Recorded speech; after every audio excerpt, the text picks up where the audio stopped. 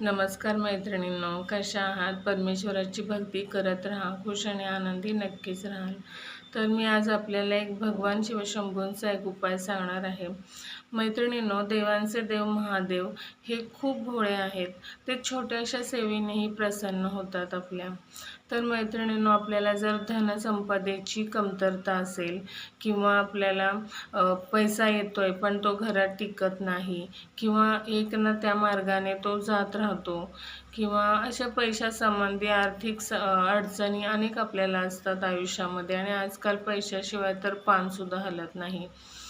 तर मैत्रिणींनो, रोज सोमवारपासून रोज संध्याकाळी तुम्ही जर तुपाचा दिवा म्हणजे प्रदोष समयी 6 ते 8च्या कालावधीमध्ये, आता दिवा तुम्ही कुठून घेणार? त्याचा म्हणजे एक साधा जरी आपले दिवाळीला आपण ज्या पंत्या लावतो तो दिवा घेतला आणि त्यामध्ये तुपात बुडवलेली फुलवात ठेवली आणि तो दिवा जर संध्याकाळी प्रदोष समयी जर आपण भगवंताच्या चरणी जर तिथे मंदिरामध्ये नेऊन लावला आणि 108 वेळा श्री शिवाय नमस्तुभ्यम या मंत्राचा जर जप केला तर आपल्याला पैशासंबंधी, धनासंबंधी अनेक अडचणी आपल्या दूर होण्यास मदत होते.